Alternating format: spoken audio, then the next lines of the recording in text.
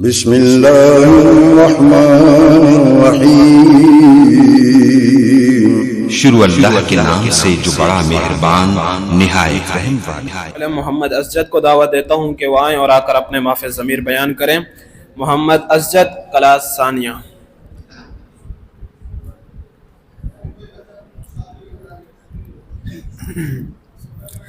السلام علیکم ورحمۃ اللہ وبرکاتہ۔ نحمده ونصلي على رسوله الكريم، اما بعد، اعوذ باللہ من الشیطان الرجیم، بسم اللہ الرحمن الرحیم۔ قال اللہ تعالی: ان اريد الا الاصلاح وما توفیق الا باللہ۔ وقال النبی صلی اللہ علیہ وسلم: الحب فی اللہ والبغض فی اللہ۔ عزیزان من، آج اگر ہم معاشرے کا جائزہ لیں تو محبت ایک فطرتی عمل ہے۔ ہر انسان کسی نہ کسی سے محبت کرتا ہے، خواہ اپنوں سے ہو یا بیگانوں سے۔ کالج کا ماحول ہو، یونیورسٹی کا ماحول ہو یا مدارس کا ماحول ہو، ہر انسان کسی نہ کسی سے محبت کا اظہار کرتا ہے۔ لیکن افسوس اس بات پر ہے، ہم محبت تو کرتے ہیں لیکن ہماری محبت میں رضائے الہی نہیں بلکہ دنیاوی مقاصد ہوتے ہیں۔ افسوس اس بات پر ہے، ہم محبت تو کرتے ہیں لیکن ہماری محبت میں دنیاوی مفاد ہوتے ہیں۔ کوئی کسی سے محبت اس کے حسن و جمال کی وجہ سے کرتا ہے، کوئی کسی سے محبت اس کے مال و دولت کی وجہ سے کرتا ہے، تو کوئی کسی سے محبت اس کے حسب نسب کی وجہ سے کرتا ہے، جس میں دنیاوی فوائد تو حاصل ہو سکتے ہیں لیکن اخروی فوائد کا حاصل ناممکن ہے۔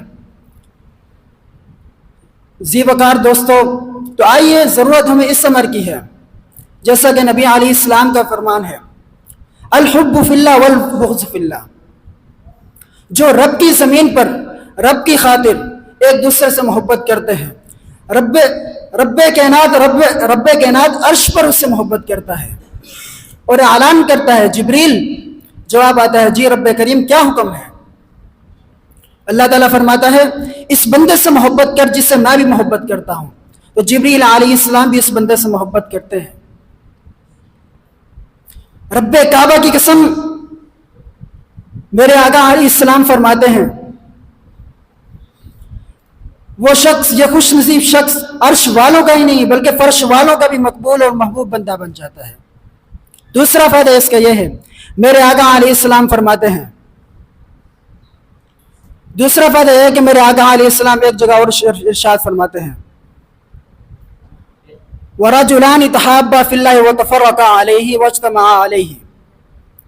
جو رب کی خاطر، جیسا کہ دو آدمی رب کی خاطر ایک دوسرے سے محبت کرتے ہیں، کل قیامت کا دن ہوگا، جو رب کی خاطر ایک دوسرے سے محبت کرتے ہیں اور اسی پر اکٹھے ہوتے ہیں اور اسی پر جدا ہوتے ہیں، رب کعبہ کی قسم کل قیامت کا دن ہوگا جب اللہ کے عرش کے سوا کوئی سایہ نہ ہوگا۔